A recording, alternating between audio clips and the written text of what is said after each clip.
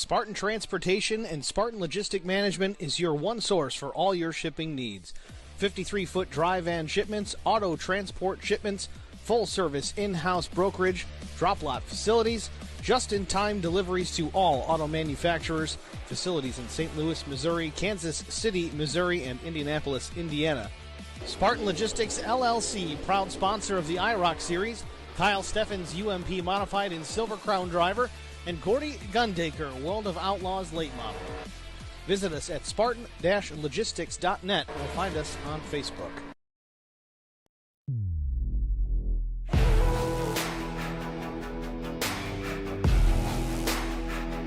You under my skin, closing up to the edge. No story to spin, set to enter the stage. You think you know, oh, time to roll. You under my skin. How long has NASCAR been racing at Martinsville Speedway? Since the very beginning.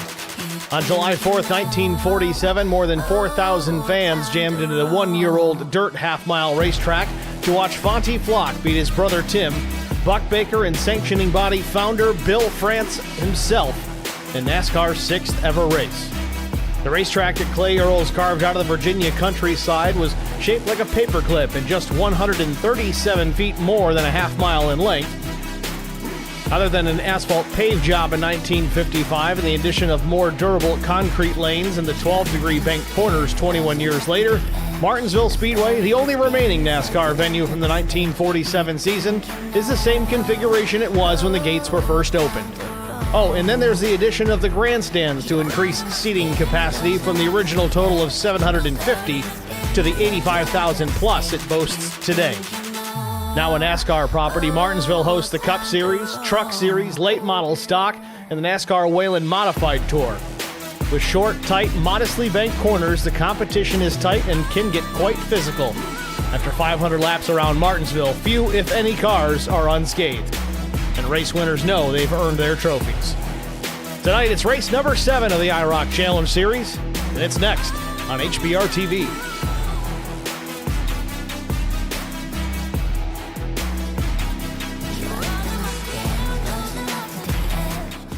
Good evening, everyone. Welcome to the virtual Martinsville Speedway, race number 7 of the IROC Challenge Series, presented by Coles County Speedway. Coles County jumping on board as a primary sponsor here as the season got underway. Continue to do so throughout the season. Let's take a look at our race details tonight. Qualifying and practice already complete, but 150 laps the race distance soon to follow. 78-degree air temperature, 45% humidity. Partly cloudy skies and a 2-mile-per-hour breeze. Track temp 127 degrees Fahrenheit. Drivers have a full fuel load on board tonight and 4 sets of tires over the wall available if necessary. Recently, we have added a fast repair to this series. 18 trucks in the field tonight. We might be in store for a pretty good race. We do have 3 green-white checkers available to us as well if the need arises, but we'll see if it comes to that. Again, a smaller field, 18 trucks. That's pretty manageable here on the half mile.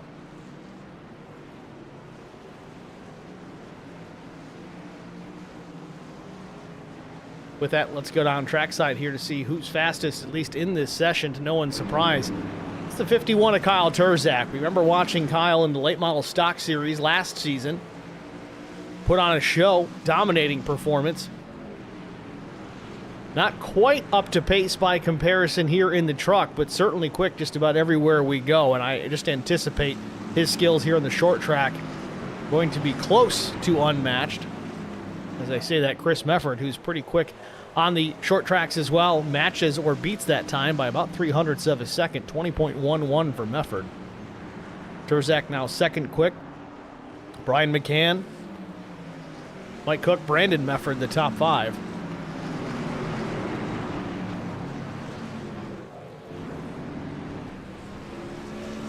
Less than a minute on the warm-up session here. Get into our starting grid.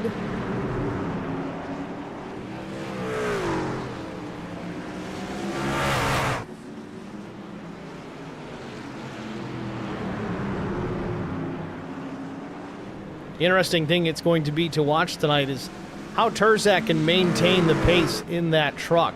Obviously, the truck much heavier than the late model stock he's so accustomed to.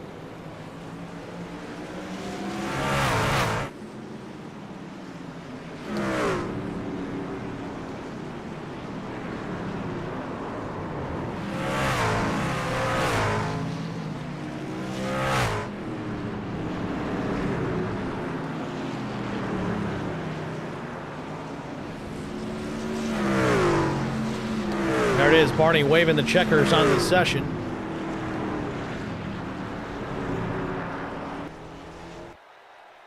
That'll wrap it up. Warm-up complete. Chris Mefford, the top time, 20.11. Then Turzak with a 14. Then it was McCann with a 15. But all that goes out the window. You can't win the race in the warm-up session, so let's get to our starting grid. On the pole position, with a lap time of 20.120, it's the 76 of Brent Butler. Outside front row, the Charity Motorsports machine of Brandon Mefford. Starting in the second row, it's the 3 of Brian McCann and Tim Schofield. Row number 3, Kyle Pendergraft and Mike Cook. Row 4, it's Casey Bentz and Brandon Leclerc. Row 5, Todd Kleek and William Tyndall. Starting in the 11th position, it's going to be the number 46 of Chris Mefford. 12th starter, it's going to be Newt Quick in the 4. Chris Wally starts in the 13th position with Zach Kleek to his outside.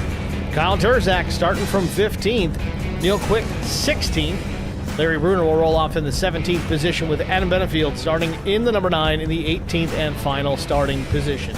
It's your starting grid here from Martinsville Speedway. Field going to roll here right about now as we get underway here. One pace lap before we go green.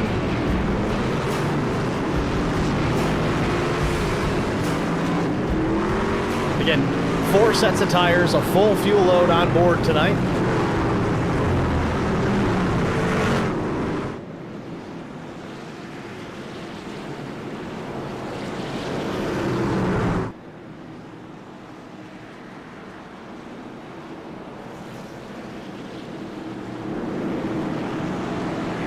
Yeah, we're on a short track, so we're going to go 2 pace laps before we see the green flag. Field 2x2 presenting itself to the mains grandstand here on the front straightaway.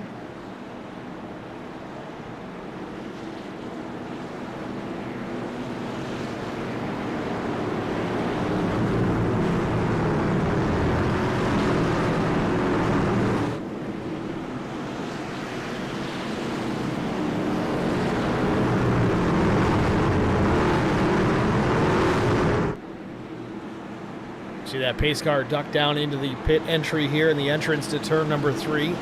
Field's got to loop its way around here back to the main straightaway.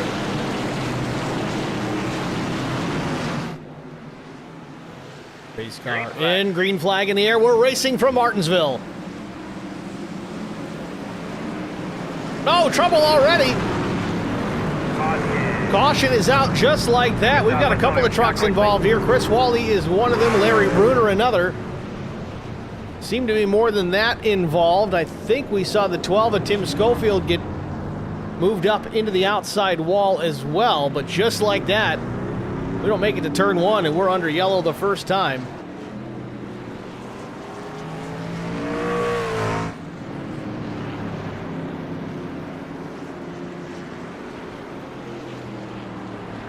See if we can replay this here in just a moment.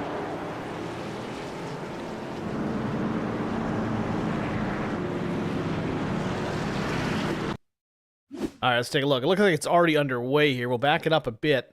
See Schofield in the fence here coming to green. I don't know if he just didn't fire, missed a shift.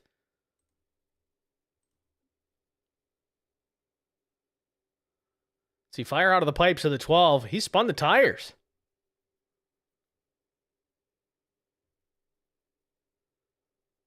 The 85 of Cook comes in, runs into the back. Big checkup from everybody else. 21 of Brandon Leclerc gets a piece of this as well. And this is a separate incident just behind. Let's reverse this here a little further and take a look. Chris Wally and Turzak.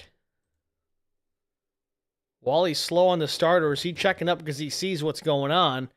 Terzak's tucked in pretty close, and the visibility there, it's hard to really catch. And, of course, every part of your brain is saying go, go, go, because they're dropping the flag here at the start.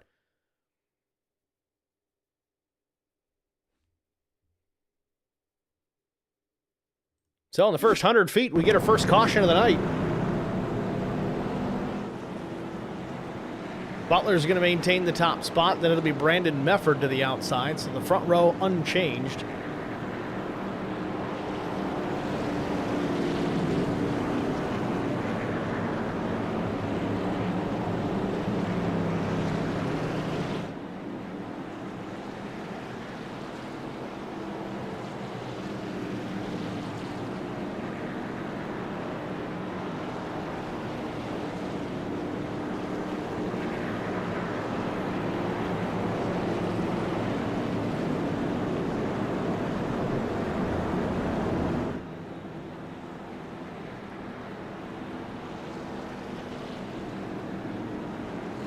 Couple of drivers on pit lane currently. Mike Cook, Brandon LeClaire, and Larry Bruner. LeClaire, a little bit of nose damage, trying to get that as straight as possible. Larry Bruner back at it.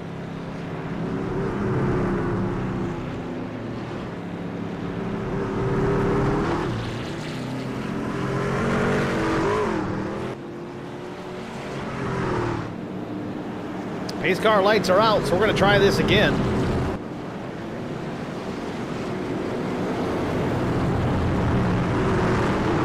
Field exits turn number 2. Pace car getting ready to head back into the pits.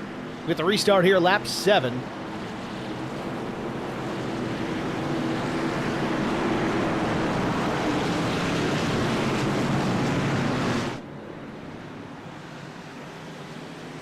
Green flag. And we try it again. Green back in the air.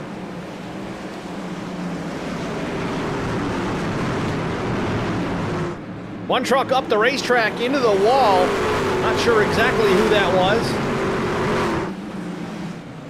45 it looks like. Indeed, Todd Cleek drove it up the racetrack and pounded the outside safer barrier. Truck just looked like it didn't want to turn. Went right up the racetrack.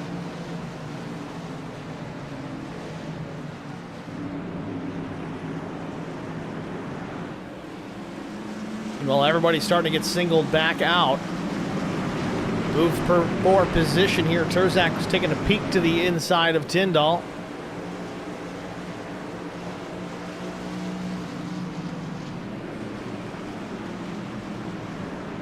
Terzak on the charge, going to let him know he is there. A little bit of a bump off the 8. 51 of Terzak to the inside in turn 3. He'll take the spot.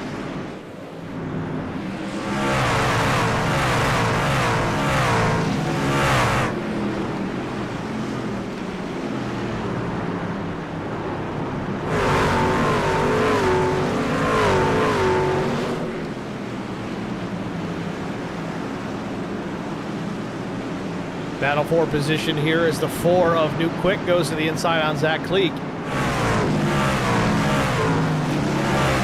a little loose on exit, might have smacked the wall just a hair out of the corner. Now Neil Quick alongside. Brandon LeClaire going to follow the 2 on through. Cleek's going to lose some spots here. Needle out front, Butler still leads over Brandon Mefford and Brian McCann. The top 3 unchanged, 12 laps complete. Cleek gets the wall again. Off turn number 4.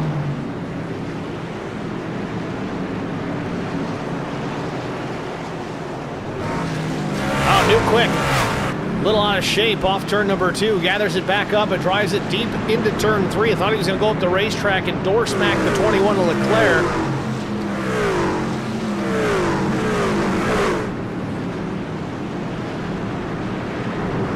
Side-by-side action here now for the 12th position. Quick and Leclerc going at it. Leclerc in the number 21, trailing the 4 of New Quick.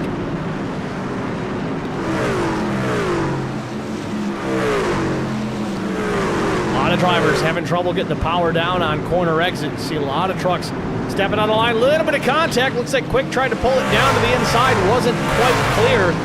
Looks like Leclerc caught him a big-time break there. Oh, real loose again. New quick, too much rear brake. He's going to drift it through the corner, and around he goes into the inside safer barrier. Very off the pace here. Back to start finish, though. Barney keeps the green flag in the air. And we got more trouble. It certainly sounded like it. Might have been Mike Cook. Indeed it was, and Cook is around.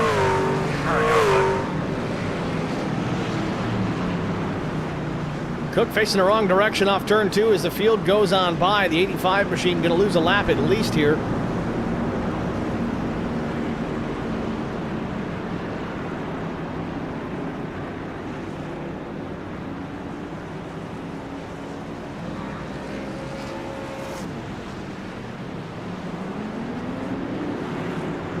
Well, let's get a look, see what happened. See, Newt quick there to the inside. He was slow, trying to get gathered back up. Don't think that had anything to do with this incident. And yeah, Cook just drives it way deep into the corner. You saw how quickly it closed up on Cleek. Slides up the racetrack. See the 44, Larry Bruner, trying to avoid. He gets through relatively clean. But then you see Cook back on the power, and it just comes around on him. Again, I haven't driven these trucks here at Martinsville since the latest tire update, which is not super recent anymore, but it certainly seems like these trucks are a lot more of a handful than they once were.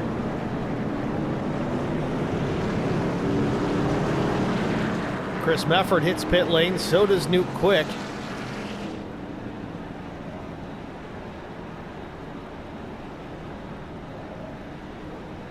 Chris has been in here now 23, 24, and 25 seconds plus. Still sits in the truck. It's going to head back out. Maybe getting some repairs made. Hard to say.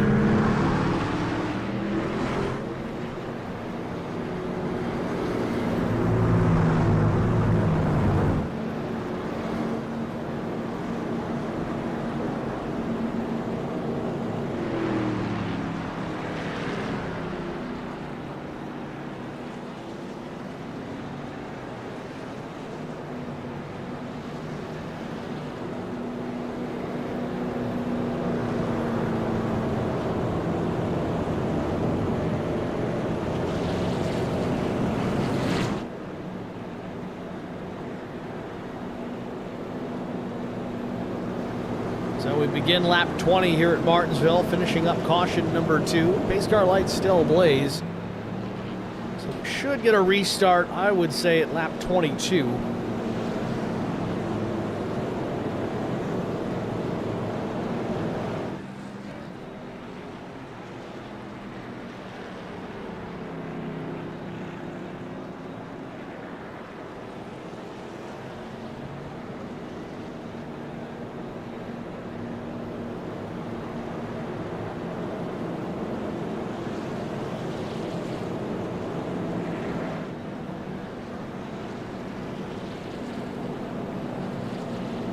While we wrap up this caution near the end of segment 1 of season 9.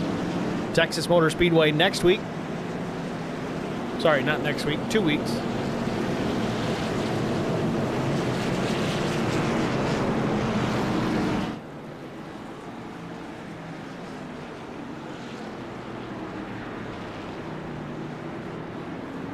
We did skip Atlanta last week.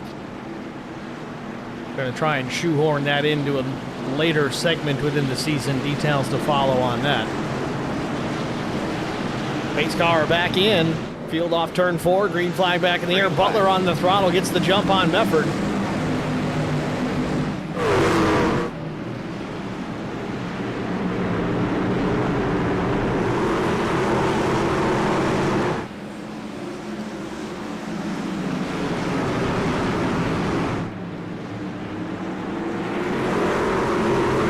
Terzak's worked himself back up into the top 5 now.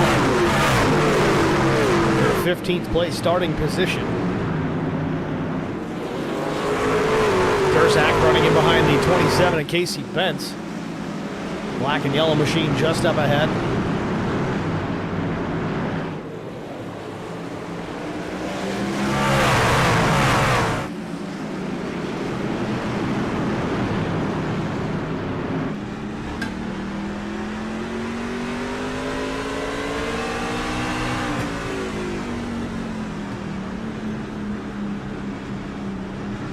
Terzak to the bottom. He's going to take over the 4th spot from Bentz. Should be a caution. And yellow back out. Get a look at your gauges. Everything good? Todd Kleek involved in this one, facing the wrong way here, just past start finish. 45 gets her righted. Let's take a look.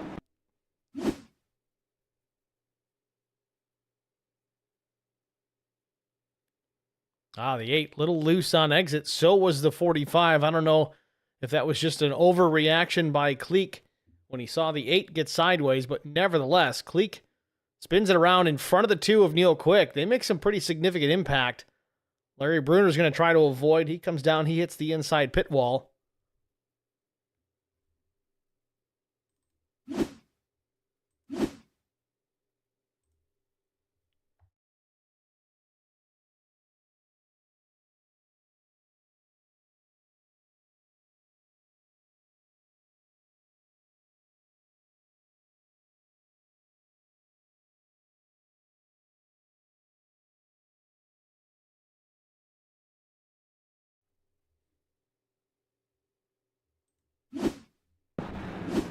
There you have it.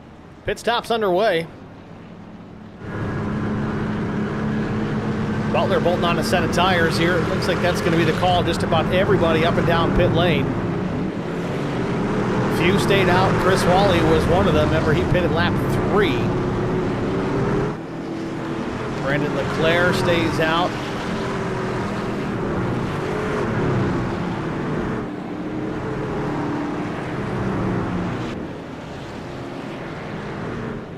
So 28 laps in the books here at Martinsville. Working caution number 3. Chris Wally is your new leader. Leclerc will restart to the outside. Those two drivers did not pit this time around. Wally made a pit stop at lap 3. It appeared to me just fuel, maybe a little bit of a repair. Leclerc came down at lap 18, not that long ago. Chris Mefford lap 19. Brian McCann, who runs 4th, was lap 26 on this caution just now. So that was the case for everybody else as well. Terzak's back in the pits, though. If Terzak didn't get all of his tires that he wanted or went fuel only, it's hard to say. We'll see what he does here. This is just maybe a top off.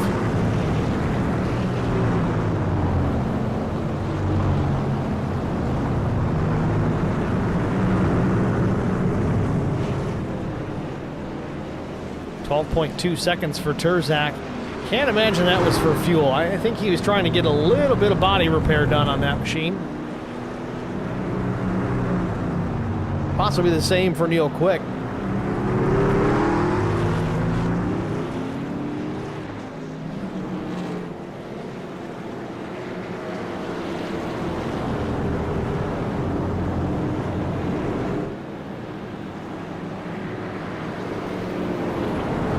Chris Wally with some new colors this week as well. That almost looks like a Busch Light throwback from the early 2000s. Chris will probably either correct me or tell me I'm right later on. I don't know, we'll see, but looking pretty good.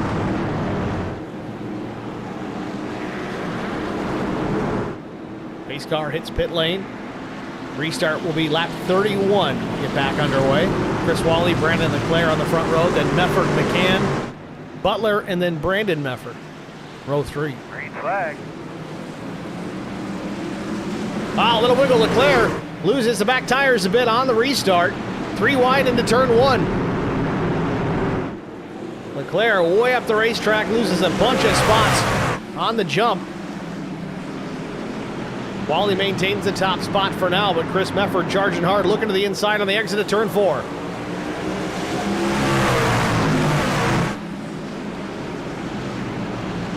Wally maintaining the race lead for the time being. McCann side by side with Chris Mefford as Kleek's up in the wall off turn 2.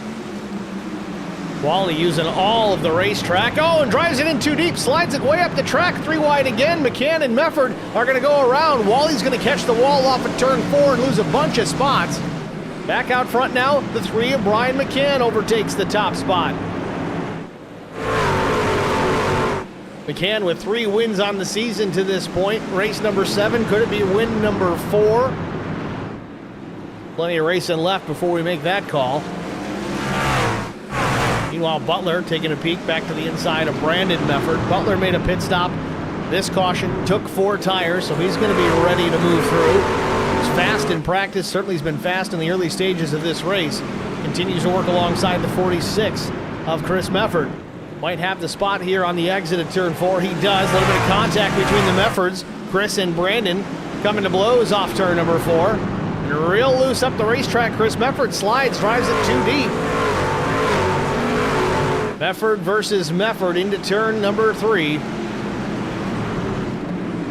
Brandon gets clear, takes the spot, move the 83 up into the 3rd spot. Chris Mefford back to 4th. While Brian McCann stretching his lead out to just over a second over Brent Butler.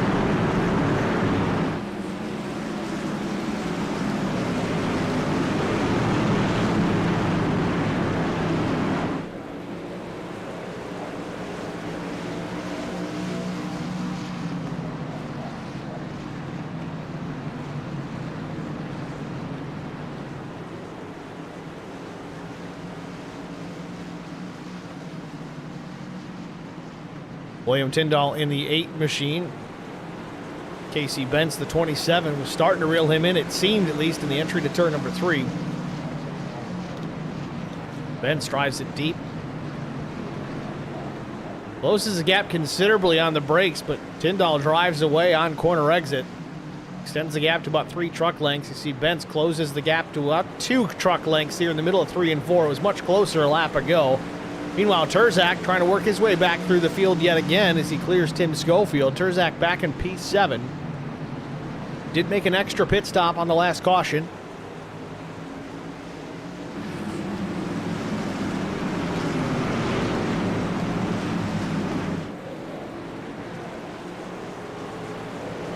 Oh, Terzak catches the wall on exit of 4. Unassisted. Again, we mentioned that early on in the broadcast how Terzak lights out on these short tracks in the late model stock. It was a dominating force last season, but in these trucks, a much heavier machine, taking a bit of an adjustment for the 51 of Terzak. Still fast out there, but certainly not as bulletproof as he was last season. Meanwhile, Chris Mefford starting to slip back just a bit. He's slipped back to the 5th position. Still stuck on the outside as Bentz tries to get to the inside. He does. He is there. A little loose on exit for the 46. Keeps it off the door of the 27. Terzak there in behind, watching that all unfold. He's going to try and chase Casey on through. Take that spot from Mefford as well.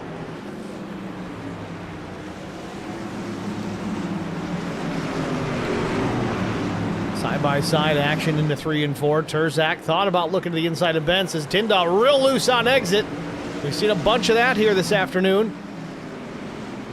Bentz is going to try and go around the long way here, around the 8 of William Tyndall.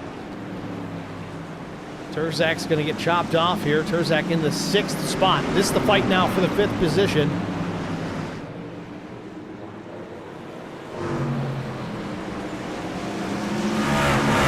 Tyndall bouncing off the safer barrier down the straightaway.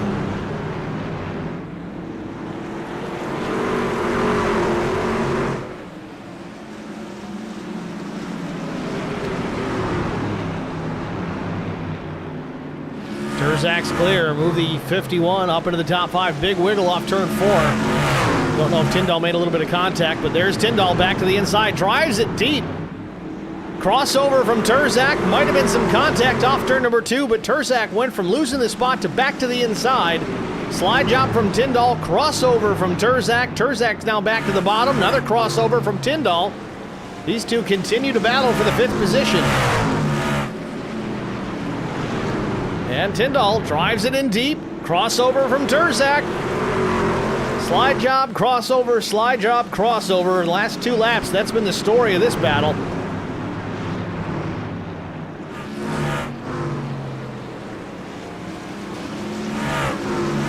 Fun to watch, but I think Tyndall might have gotten the hint.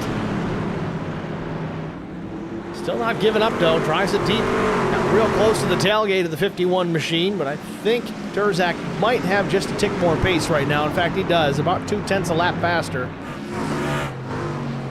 Meanwhile, out front, Brian McCann still the race leader. Butler second by 2 seconds in the rears.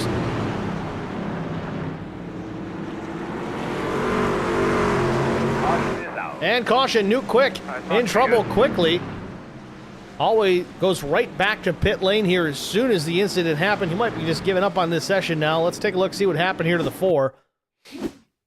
And Nuke may have burned an early fast repair. That would explain why he's out of the session so quickly.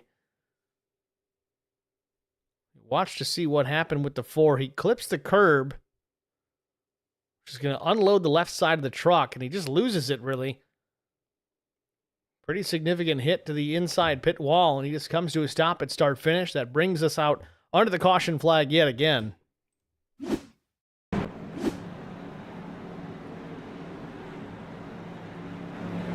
Stops underway. Brian McCann bringing just about everybody down pit lane. Neil Quick stays out.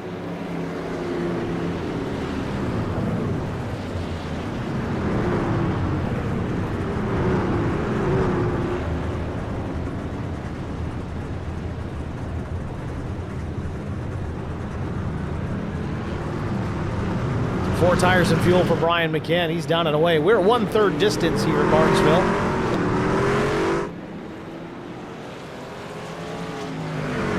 So as I said, Neil Quick stayed on the racetrack. So did Zachary Cleek. So the top 2 machines did not pit this time. Neil and his familiar Miller Genuine Draft paint scheme. Throwback to Rusty Wallace.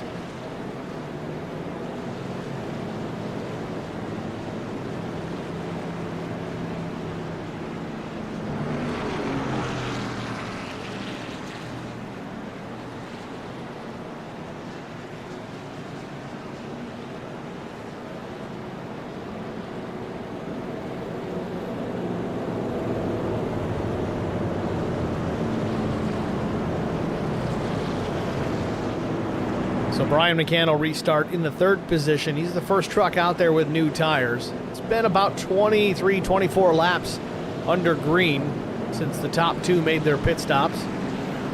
And again, Neil Quick stopped at lap 28, but it appears that was a fuel-only stop.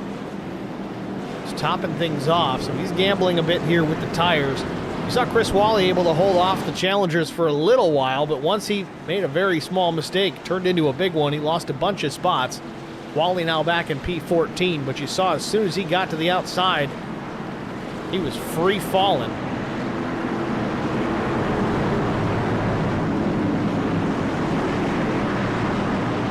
Pace car back in pit lane. Barney with the green in hand. Quick and Cleek to the stripe. We're back underway. Big time wiggle out of both leaders. Brian McCann caught wind of it. He goes to the outside. He's going to take over the race lead, or is he? The battle through turn 2, side by side. Cleek up the racetrack. And Brian McCann back to the point. Terzak's going to take advantage too. He gets to the inside of Neil Quick. He'll take over P2. He'll set his sights on the 3 of Brian McCann.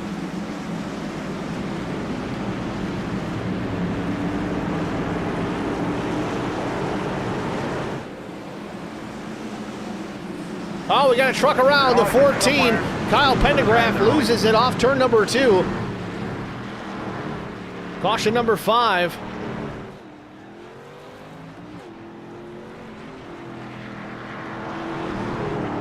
See what happened here to the 14. A little bit of a stack up here. Schofield lifted to stay off the back of the 83. Kind of checked everybody up. That wasn't even it. It doesn't appear. Leclerc gets into the back of Pendergraft, sends him around into the inside wall.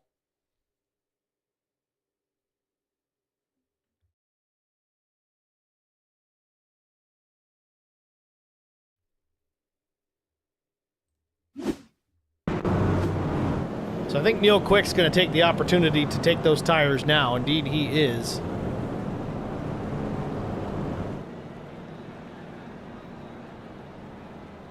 So 4 tires and fuel for Neil Quick.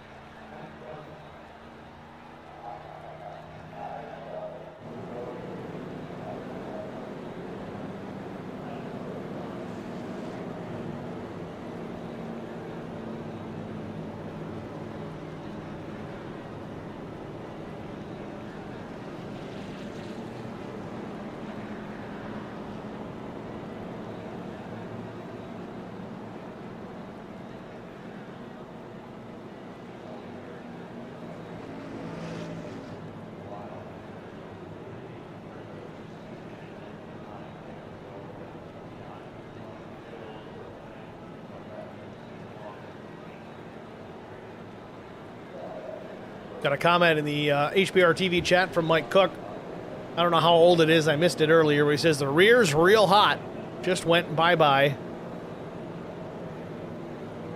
Cook talking about the rear tires on the trucks. Again, track temperature here today, 131 degrees. A little roasty toasty out there. It's Goodyear tires getting a little hot and greasy out there.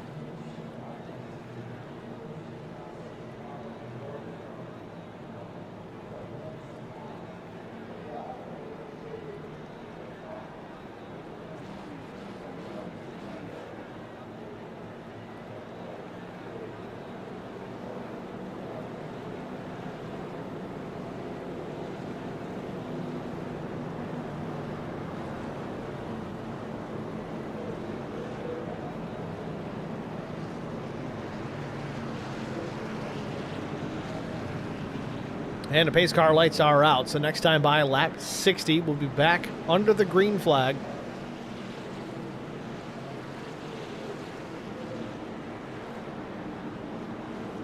In a familiar sight at the front of the field, Brian McCann and Kyle Terzak, 1 and 2, as we come back to green. Remember, these two battled it out all season long last season in the late model stock. Green flag. Terzak goes early, has to check up. Butler gets into the back of McCann. The gamesmanship in full effect here at Martinsville.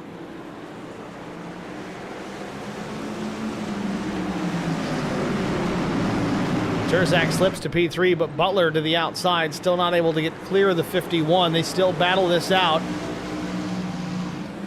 Butler certainly no slouch. Back into turn one, he clears Terzak, takes over the second spot.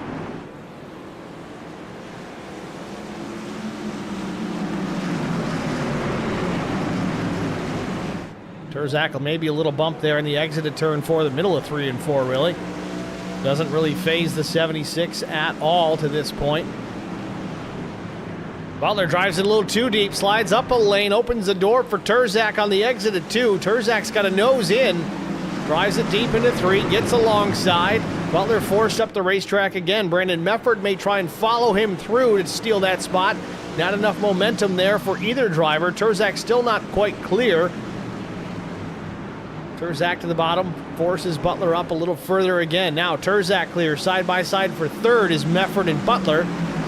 Mefford going to try and do the same. Puts the truck down to the bottom, following Terzak through. He also gets clear, so move Butler back to fourth.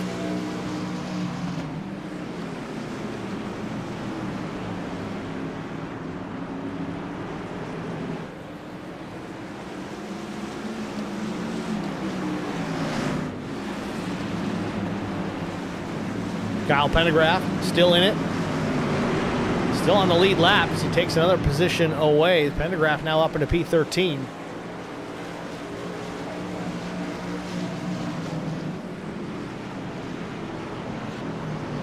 Caution's out. And we have a caution again. Pendergraft, oh, we got many drivers involved in this one. Pendergraft, Bruner, Tyndall, Mike Cook, and Mr. Kleek as well. So 5 trucks involved in caution number 6.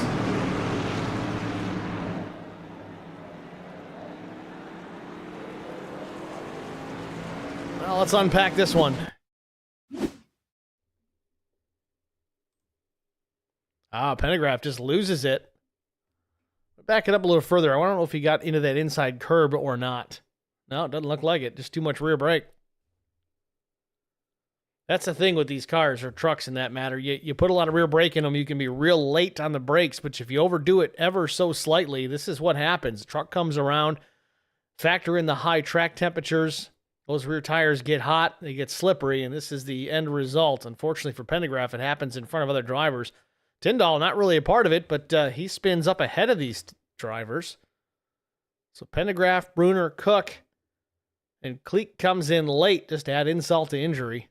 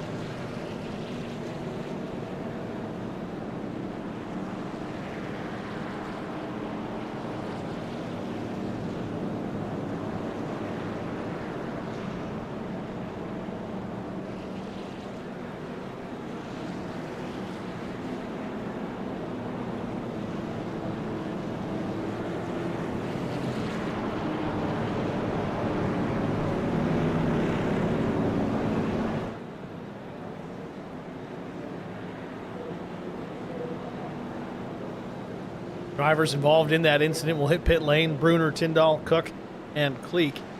Pendergraph stays out. As Kyle thinks his damage isn't as bad as it could be. Let's try and get a look at that truck. It doesn't look great. Kind of looks like a Martinsville truck, though. Nose is pushed in a bit. Rear bumper pushed in a bit. Little dings and dents on the driver's side. Right side doesn't need to be reskinned. Maybe the right rear quarter.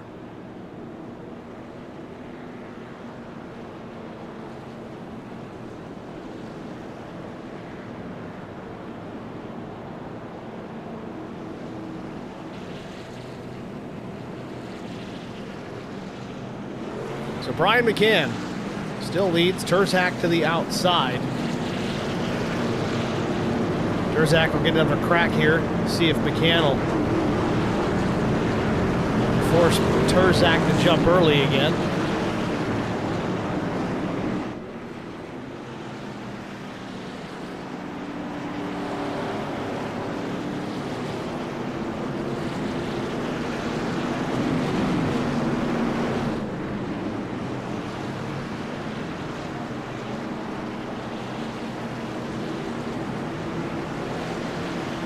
Green flag. Green flag back in the air.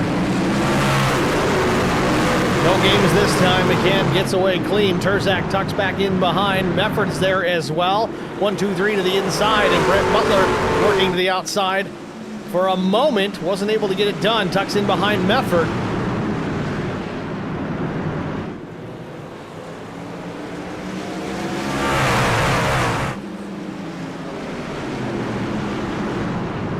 Oh, Terzak might have got into McCann. McCann goes around. It was very close, but the caution comes out again. Just a few laps shy of halfway. Brian McCann trying to get that truck righted. I don't know if there was contact. We were just going to switch to those two when McCann went around.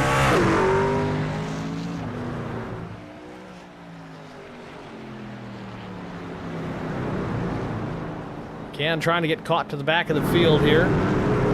Barney aggressively waving that yellow flag. Well, let's get a look at it.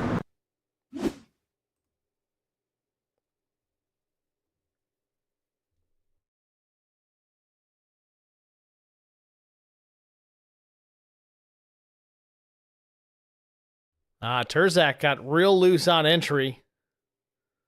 Back of the truck stepped out, and in trying to save it, he went into the right rear of McCann around the 3 goes. Not a hard impact from the front or rear. Just a bit of frustration, I think, for Brian McCann.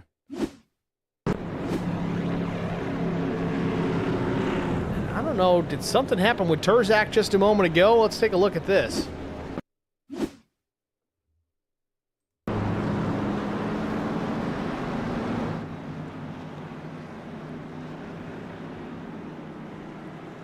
So this is something you see is very common in short track racing, which is kind of the realm that Terzak comes from.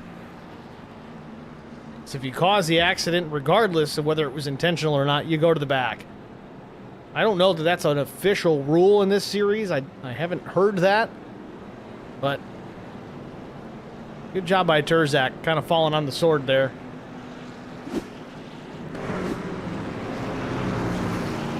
But it's going to put Terzak restarting with McCann again, so that'll be fun to watch. Just past halfway here at Martinsville Speedway, working caution number 7. It's been an eventful one. Talked about how only 18 trucks here at Martinsville might keep things pretty clean, but I think it's given everybody a false sense of security. Mike Cook confirms it. Kyle asked for the EOL, which is kind of what I expected. Or assumed was the case. I guess that's a better term. Kyle knows he got into him. Again, it didn't look intentional in the replay by any means. Kyle got loose into the corner trying to keep pace or make a pass on Brian McCann, and unfortunately the end result was contact with the 3. So again, a lot of short tracks, that's just kind of how it's worked. If you cause the accident, you go to the back. Intent is not even a factor. Which I kind of like. So as we get ready for a restart, it's going to be Brandon Mefford with the lead. Brent Butler will start to his outside. Then Chris Mefford, Casey Benz, Todd Kleek, Neil Quick.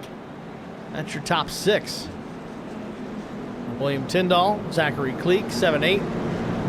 Kyle Pendergraft, Larry Bruner, the top 10.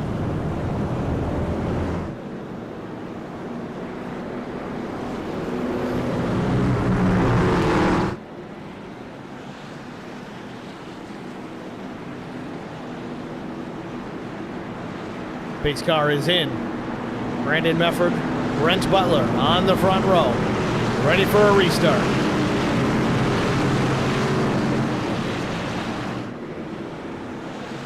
Green flag. Green flag back in the air. Brandon Mefford through the gears.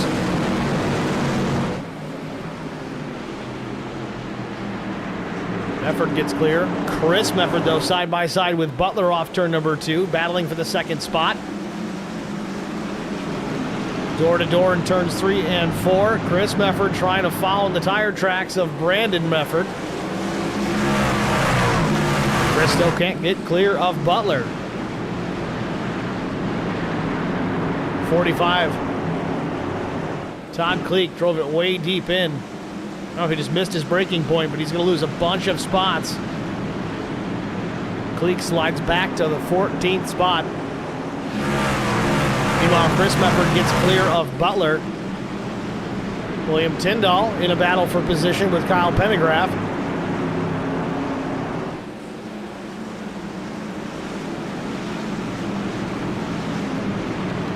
Oh, Tyndall gets the curb. How did he not wreck everybody? Keeps it going straight. Job well done by the 8. But then Leclerc and I think McCann may have gotten the wall on the exit at turn 2.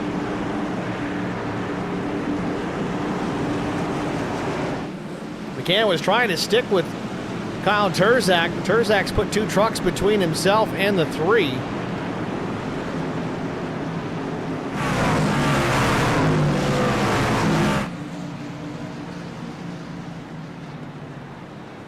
McCann missed the corner there, went a little wide, gets on the throttle a little bit sooner than the 21, really closed the gap back up.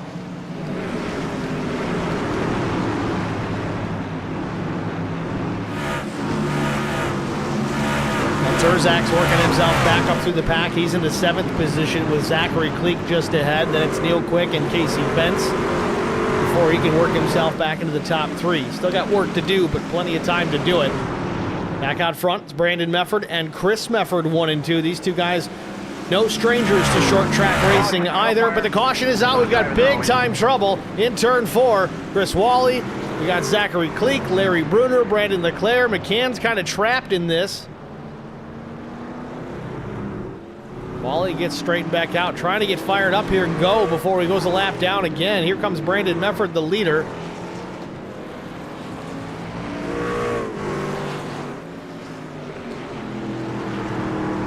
Well, let's get a look, see what happened.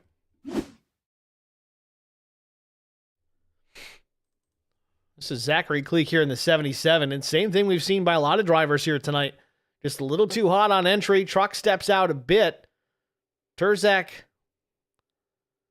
thought he might have had room to get to the inside, but makes contact with the 77, and looks like Terzak's going to get a piece of the wall here too. Pendergraft got a piece of it, Leclerc also.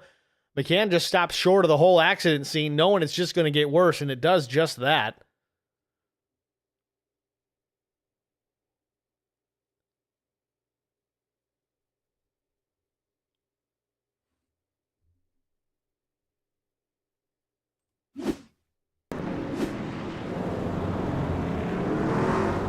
Got some takers for pit lane. Brent Butler is one of them. Mike Cook, Todd Kleek, Brendan Leclerc, William Tyndall, Chris Mefford, Chris Wally. It looks like Butler's changing his tune here. It looked like it was a fuel-only stop, so he edges forward and backs up to get the tires changed on that machine.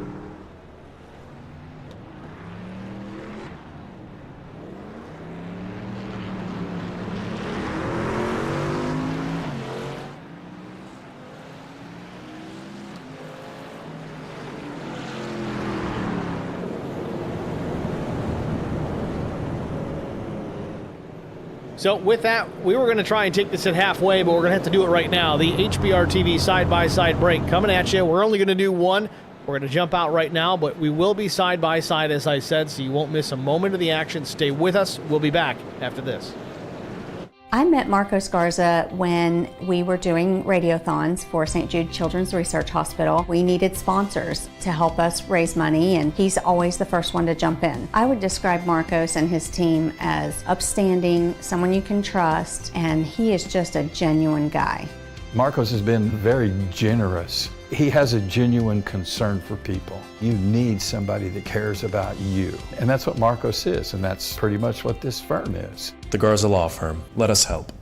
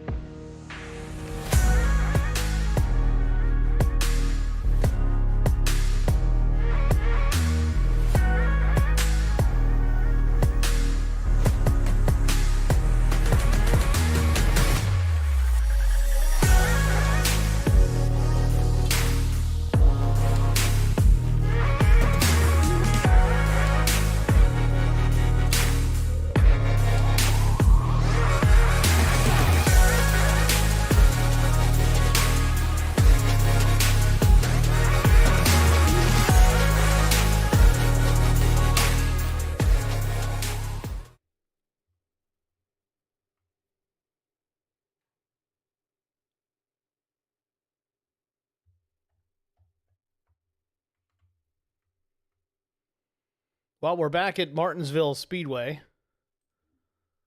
It appears I've lost my audio. You got my voice, but we don't have any race audio. Let's see if I can get that corrected here.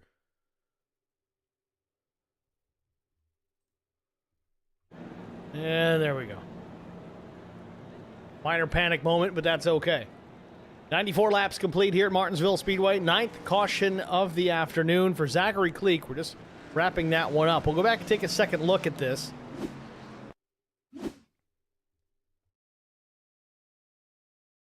So the silver machine, the 77. Meanwhile, Tyndall was real loose on exit of 4, but he gathers it back up. Initially thought that might have had something to do with it, but that's not the case. Cleek gets to the outside, and again, we see those rear tires just losing traction, and around that truck goes. And we're not picking on Cleek here tonight. We've seen this out of many drivers tonight. Under braking, the rear end of the truck just wants to step out and come around.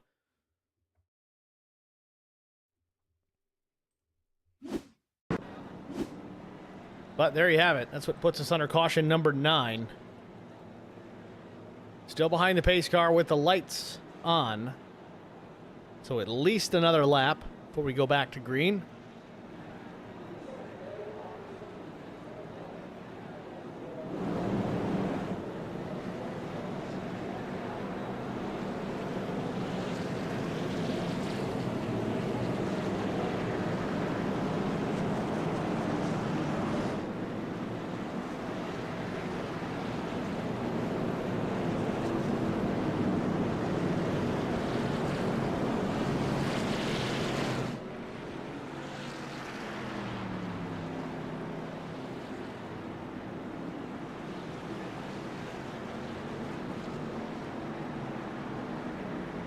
So we'll try it again here. Pace car hits pit lane. Mefford and Quick on the front row. Mefford with the older tires compared to Neil Quick. Not by a lot, about 6 laps. We'll see if it makes the difference. Green back in the air. Mefford on the jump. Great restart for the 83. And Neil Quick gets turned into turn number 1. Caution, man. I didn't hear nothing. Many drivers involved in this as well. Kyle Terzak, Casey Bentz, Larry Bruner. Quick trying to get righted here. Mike Cook involved in it as well. The 10th caution of the night.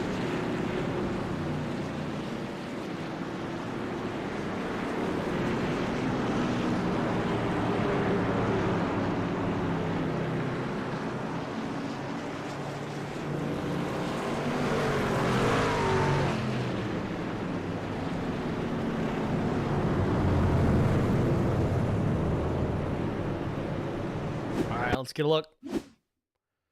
Already involved here at this point. Let's back it up a little further and see what triggered this.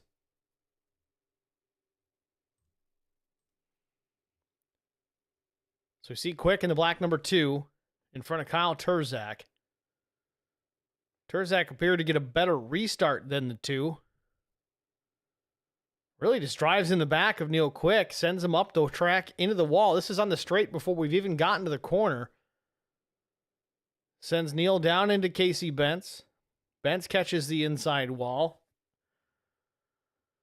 which is going to send him back up into Quick, into Terzak.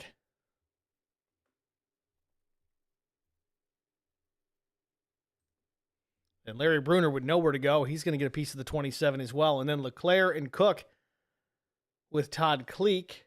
They have their own little incident below.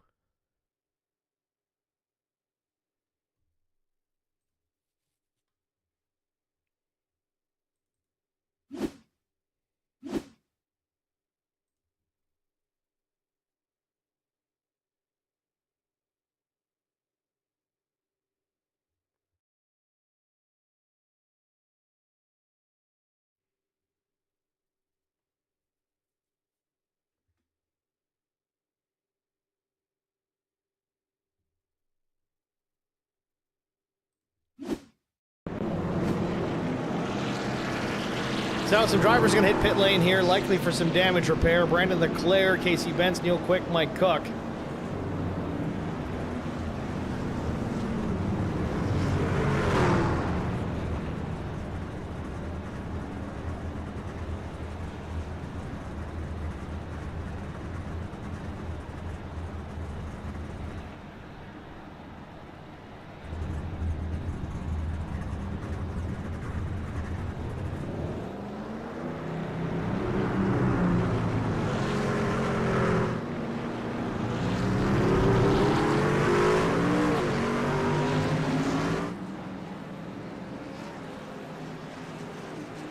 So caution number 10 is going to give Kyle Pendergraft the race lead. Tim Schofield's going to restart to the outside. Then it'll be Brian McCann, Chris Mefford, Brent Butler, Todd Kleek, William Tyndall, Zach Kleek, Chris Wally, and then Brandon Mefford, the top 10. Pace car is in. We wait for the green to come back out. We got to get through turns 3 and 4 first.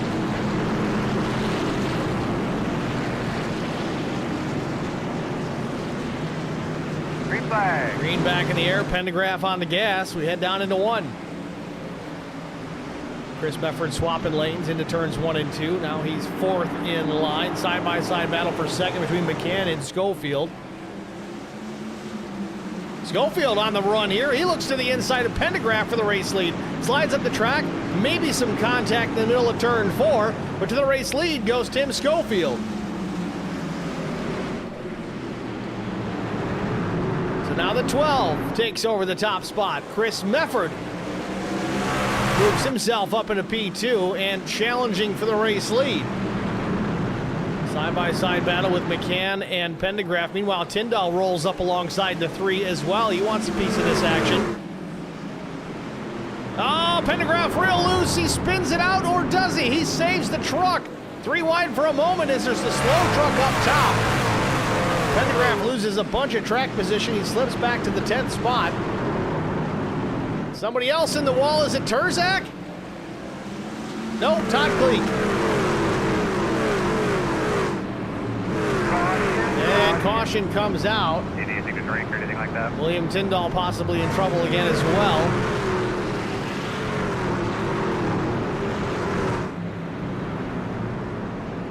Caution number 11, lap 106.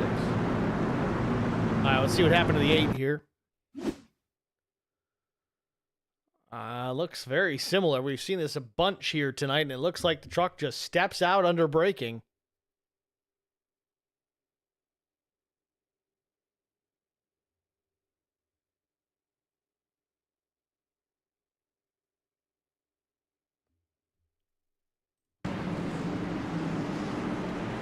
Tyndall does a good job keeping it relatively straight. iRacing quick on the jump to throw the yellow there.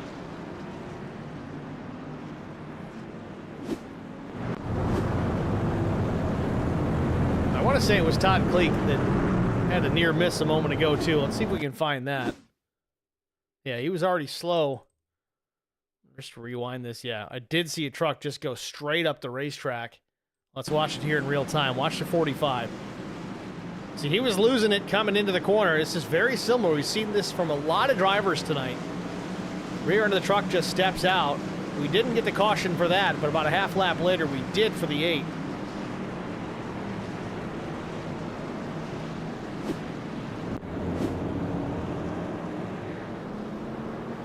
So now Pendergraft, Chris Mefford, and Neil Quick are back in the pits, or at least completing their pit service. Chris Mefford there in behind the black machine, and then Neil Quick as well. So they rejoin the action. Short of the drivers that are out of this race, everybody's still on the lead lap. So even with all these cautions, still impressed to see. Got 16 trucks still in the hunt.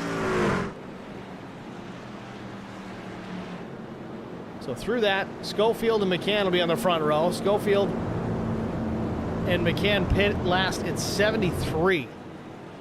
Brent Butler was lap 85. Zachary Cleek was 92. And Brandon Mefford in 5th was lap 99, just about 10 plus laps ago. Some drivers that pit during this caution. It's Chris Mefford. Likely took some tires.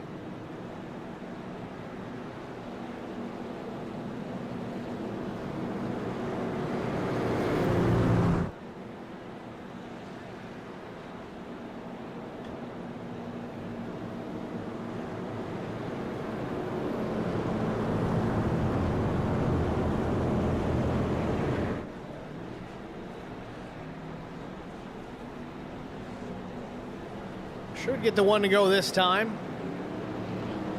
40 laps to go. It'll be 39 left when we take the green flag.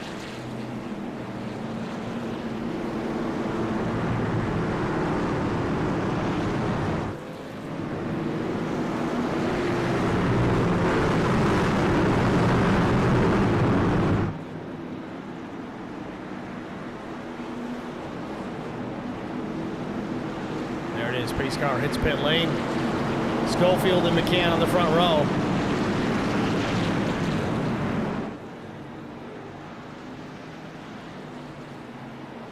Ready, green, green, green.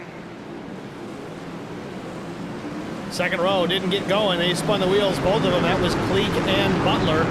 Driving it down in turns 1 and 2. Cleek way up the racetrack. Turzak takes advantage. He jumps in between. Down the back straightaway, battle for the race lead. McCann to the outside.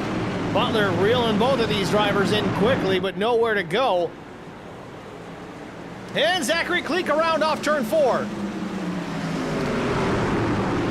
Green flag stays out.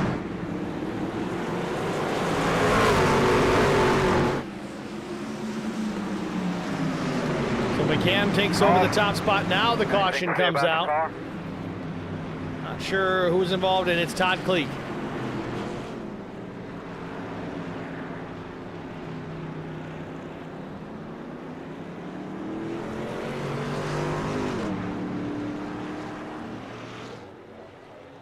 So we'll back it up here to the incident we had off of turn 4 before the yellow flag. I think it was Cleek and Bruner.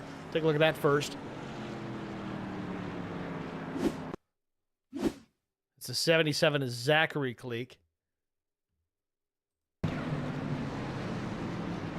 And he drives it in deep. But once you get above that concrete strip, the truck just does not turn.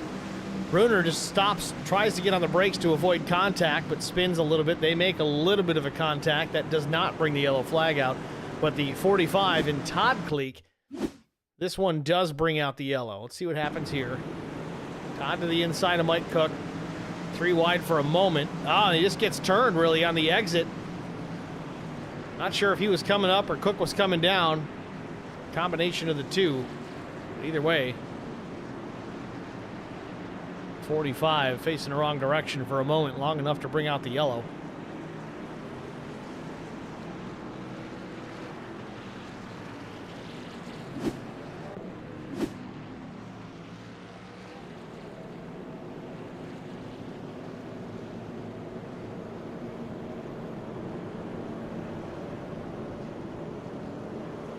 We'll be back after this, folks.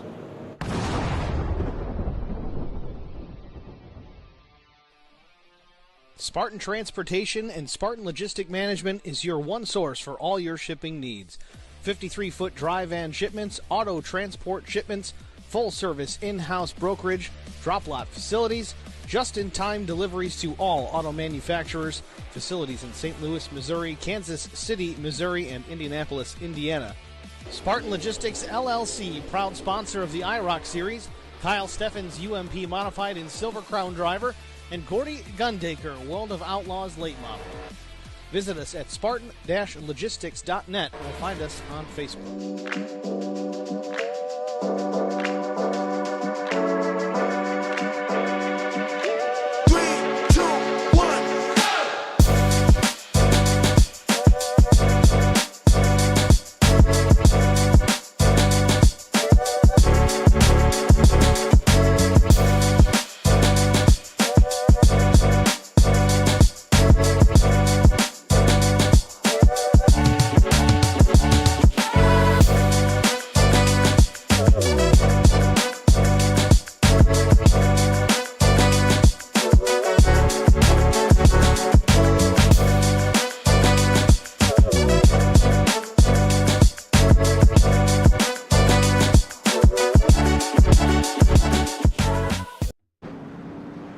Back in Martinsville Speedway, working caution number 12.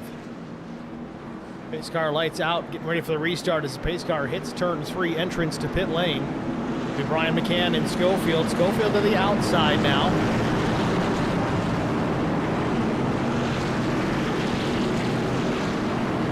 Green flag. McCann on the jump on the restart, puts 2 truck lengths between himself and the rest of the field. With a 3-wide, almost 3-wide battle for the second spot. Befford thought about going up the gut, didn't do it eventually.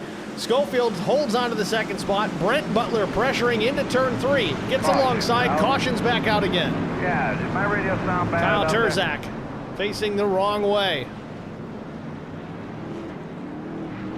Caution 13. All right, let's see what happened here to the 51. I wonder if this was some Neil Quick payback. That's just kind of a guess, but let me see.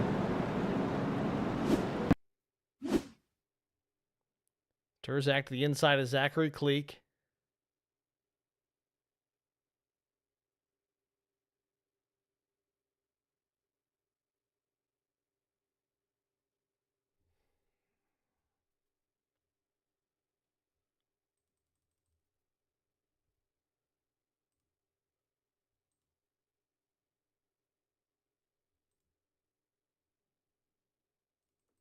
Trying to get a better angle on this. I mean, Terzak's still alongside Zachary Cleek there, and it just looks like Terzak takes a hard right.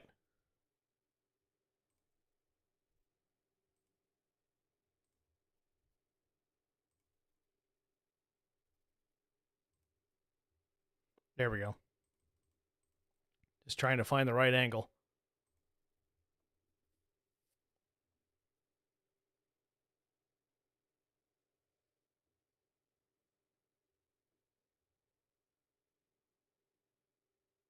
It's a mistake we don't see very often out of the 51, but yeah, definitely had a truck there at least halfway up the right side door of the 51, and Terzak just turns hard right, trying to get a better approach to the corner. But not clear.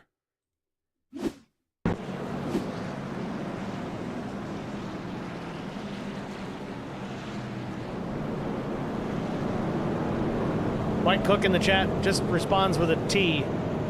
I'm not sure why. Maybe I missed something. I don't know.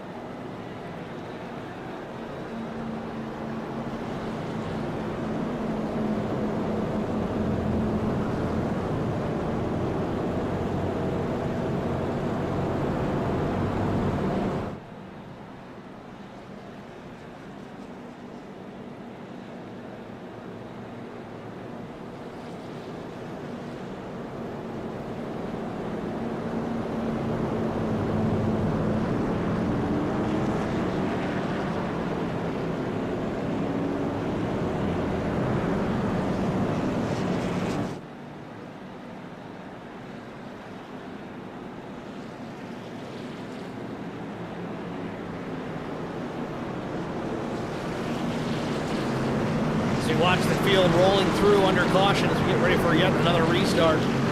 It's drone footage. Part of the camera pack, courtesy of Whiplash Sim Cams. Andrew makes great camera packs, but the best part about it is he continuously updates them. Always getting better.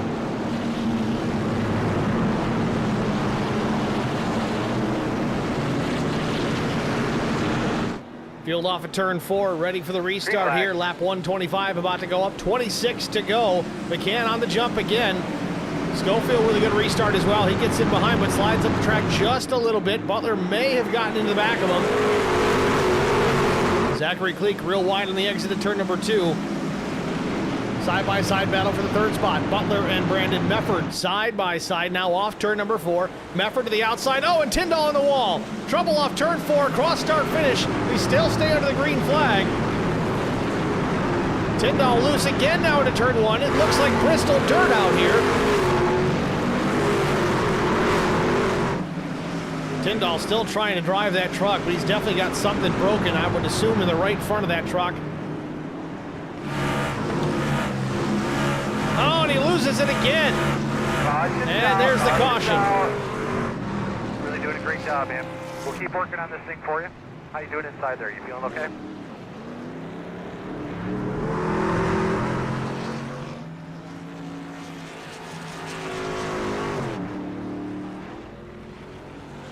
So caution number 14 for William Tyndall. William had an incident prior to this that should have brought out the yellow. It just didn't. About a lap and a half later, we finally got it for another incident involving the 8.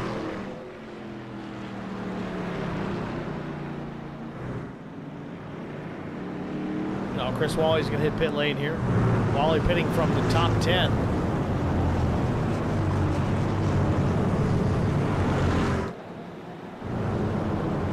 Casey Bentz follows the 75 down. William Tyndall going to do the same.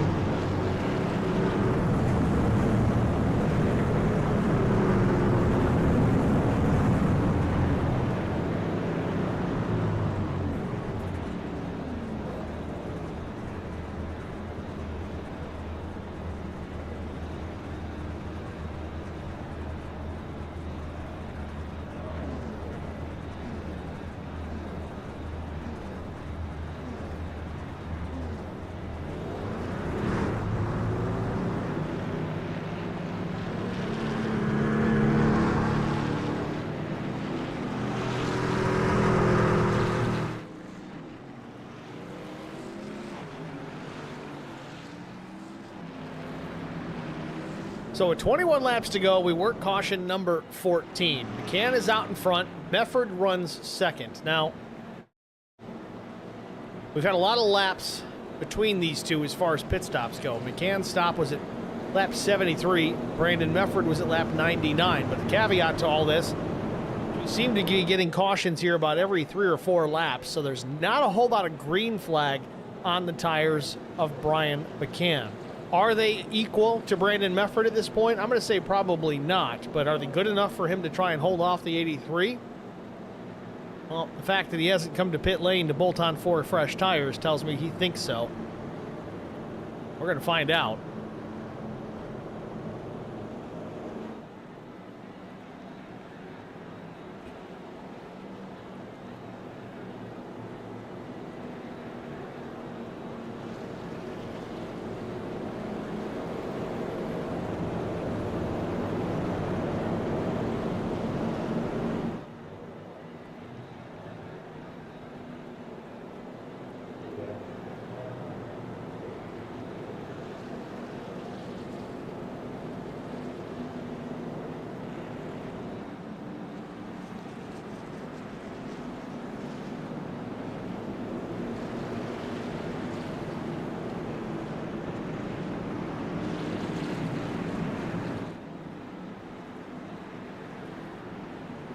Field doubled up behind the pace car as it gets ready to head down into turn 3 pit entry.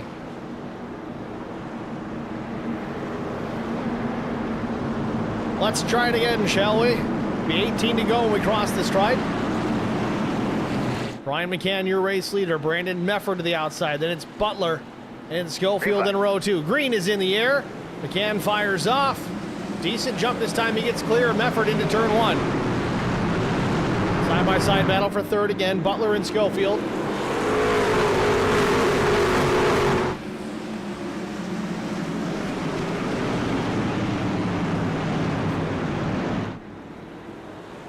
Back to start finish. 1 green flag lap complete. McCann ahead of Mefford, then Butler. Butler got clear to Schofield. Top 5 single file. Behind them there is a battle. Terzak, Kyle Pendergraft side by side. Terzak takes the spot. Now he sets his sights on Chris Mefford. Loose on exit. Chris Mefford does the same, drives way to the bottom of the racetrack. There's no way this is going to work, and it does. Chris Mefford alongside Tim Schofield for position. Move Mefford up into the 4th spot. Top 3 starting to get away a bit. McCann, Mefford, and Butler. Race leader Brian McCann, the oldest tires, and Todd Cleek is around in the front stretch. 15th caution of the night. Double-check that for us, please. It's been a rough one here tonight in the IROC Challenge Series. Certainly not the norm. It seems like Martinsville is the Achilles heel, however.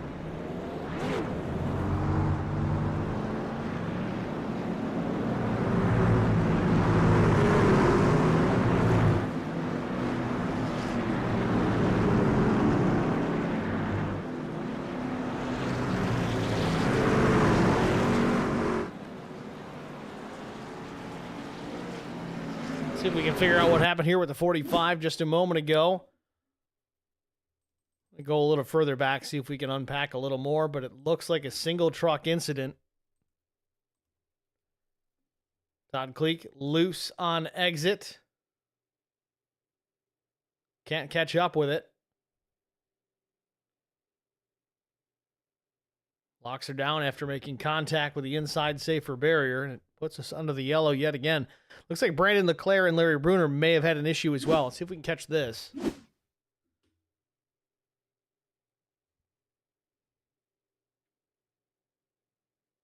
21 is Leclerc to the outside of William Tyndall.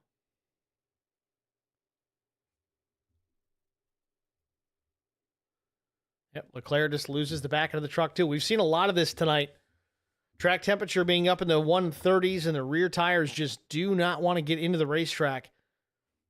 Real fine line of balancing out that brake bias.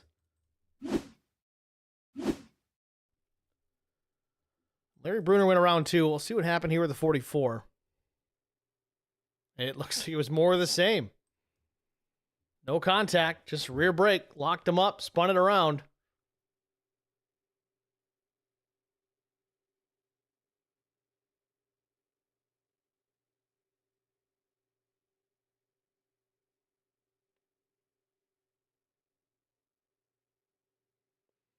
So 3 trucks in 1 lap, all with the same issue. Single truck incidents, but 3 of them at the same time.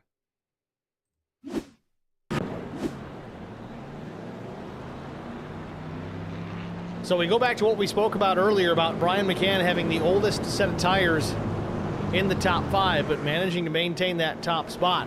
He always fires off good on the restart, so that's been a big benefit to him. And this, it really hasn't run long enough under green after halfway, really, for the new tires to come in enough to be that much of an advantage versus McCann. Yes, McCann pit at lap 73, but we run 2 or 3 laps under green, and then the yellow comes out. 2 or 3 laps under green, then the yellow comes out. I'd be hard-pressed to believe that McCann's tires have even gotten up to full operating temperature yet.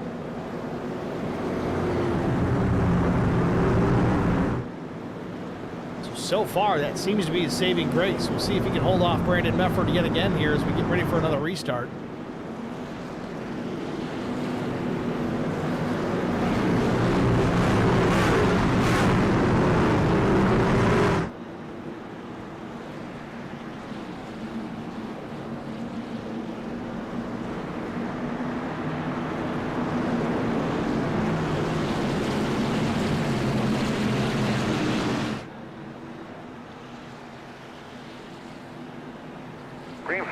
Green flag flies. McCann on the jump again. Mefford trying to hold him down. A little contact from his brother, Chris.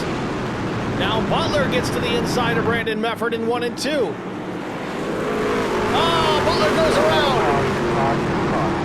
Guys, let's get some rags and clean this mess up here. Coming into the box is the part that I'm mainly concerned about. Caution number 16 with 9 laps to go. Butler now goes around.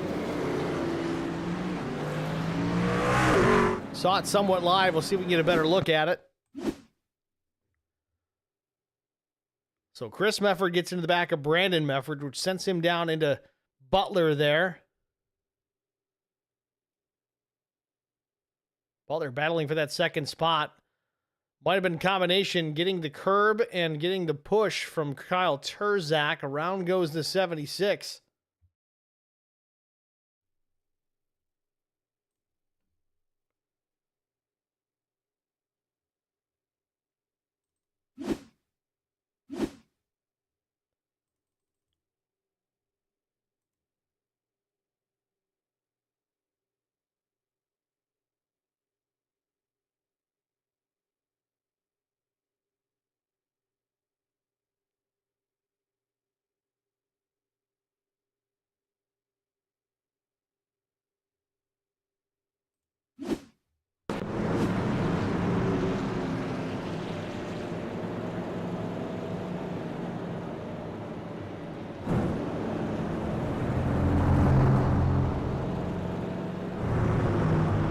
Butler making a second pit stop.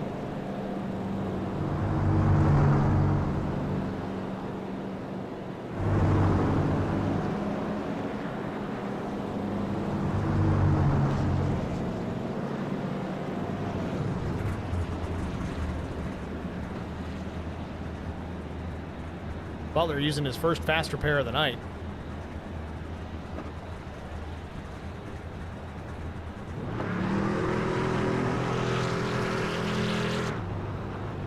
Butler's going to get back out there with a fresh race truck, new tires. Again, there's only going to be a few laps left in this thing, but we do have the opportunity at 3 green, white checkered finishes, if so necessary. And by the way this one's going, it's got a high probability. McCann still able to hold off Brandon Mefford and others, but it has not been easy, and it seems that every restart becomes a little bit more challenging for the 3. Brandon Mefford really held the 3 down, was right on his door coming to green.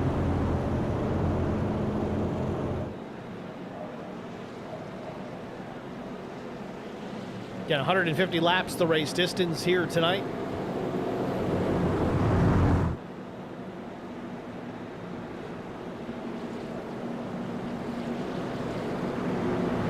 at the restart here with 3 laps remaining.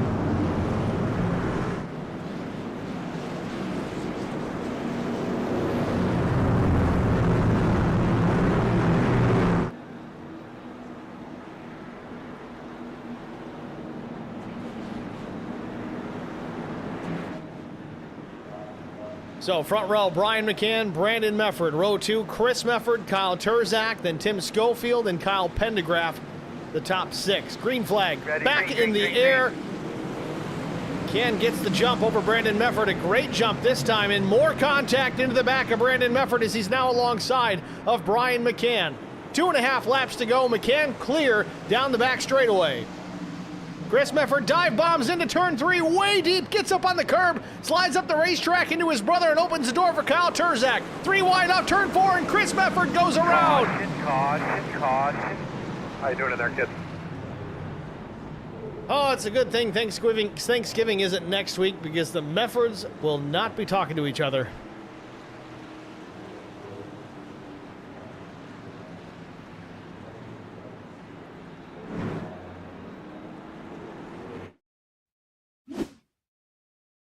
So you see it here, 3 wide. Brandon Mefford stays tight on the right rear of Chris Mefford. This late in the race, if you're not clear, you're not clear. I can't expect Brandon to check up and give the 46 the space.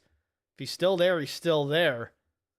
Now, if it was lap 5 or 6, yeah, absolutely. You check up, you let him go, you fight another day. But they make contact nonetheless. The 46 getting the Rost end of the deal.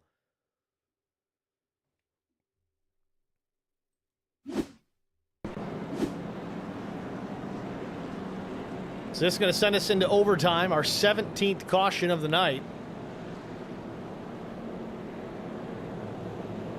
With that, we're going to take a short break. We'll be back after this.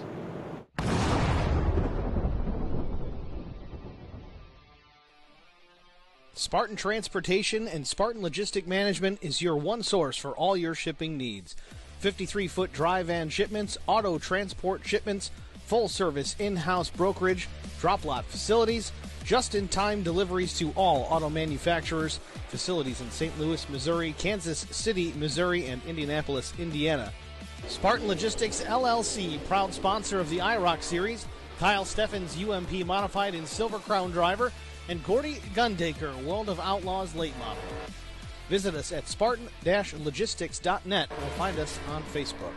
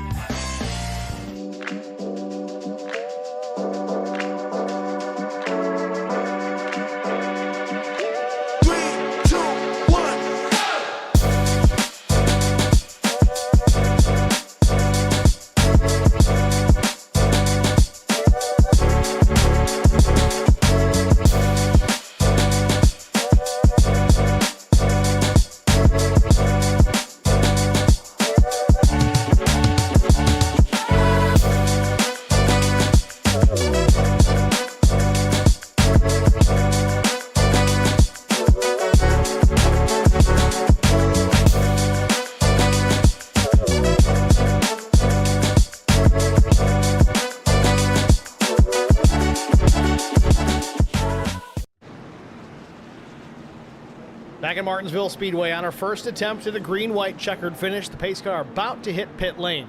Front row is going to be Brian McCann and Kyle Turzak. Now, Turzak made a pit stop at lap 114, taking on 4 fresh tires. McCann might be in trouble here. We'll see how this plays out. Pace car is in.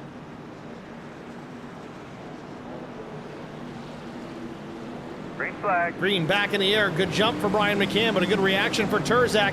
Turzak's going to slot back in behind. 2 laps to go for Martinsville. Contact from Brandon Mefford to the back of the 51. Everybody clear through turn 2. McCann continues to lead. Contact from Turzak. Moves the 3 up the racetrack. Opens the door for the 51. Is it going to be enough? Turzak's got to try it again. Maybe have to make more contact into turn 3. He does it again. Sends the 3 up the racetrack. Brian on the throttle.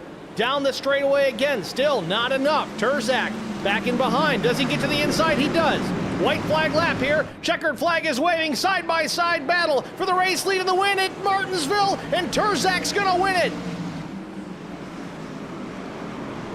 Turzak slides it down into the wall in turn number 1. McCann will finish second. Brandon Mefford comes home in P3.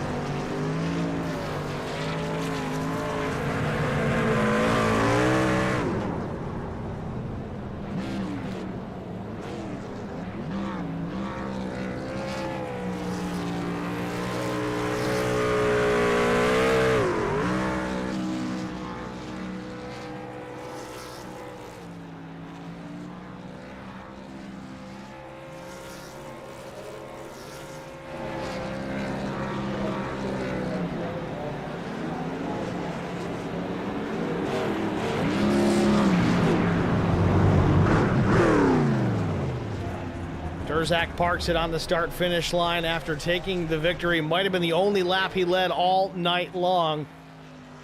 We're going to step aside quickly here, be back shortly with our top 3 finishers after this. Stay with us.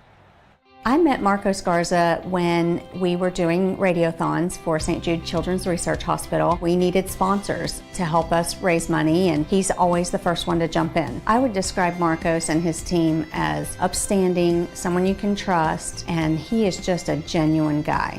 Marcos has been very generous. He has a genuine concern for people. You need somebody that cares about you. And that's what Marcos is, and that's pretty much what this firm is. The Garza Law Firm. Let us help.